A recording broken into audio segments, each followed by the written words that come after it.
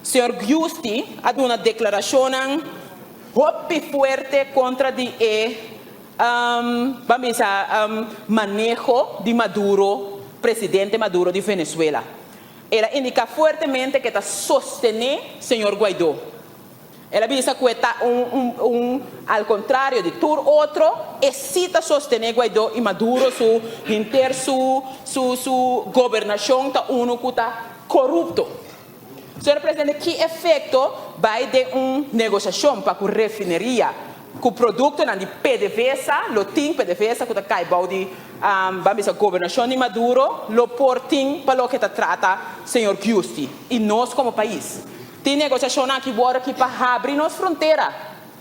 Com a negociação aqui está afetar se nós vai em si com um partido que fortemente indica que está contra de manejo de Maduro. Hasta também corrupto, senhora presidente. Ando se tem proof of product, graag me que sabe onde proof of product aqui também.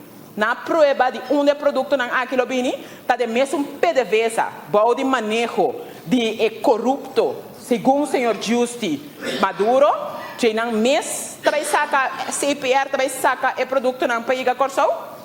Senhora presidente, eu de senhor Giusti estava presidente diretor de Cetgo. Cetgo estava a manejar companhia de PDVSA na merca. E mesmo eu de presidente, ex-presidente de PDVSA, aqui senhor Giusti, também colaborar com esta contra de manejo de PDVSA atual, bom de manejo de senhor Maduro.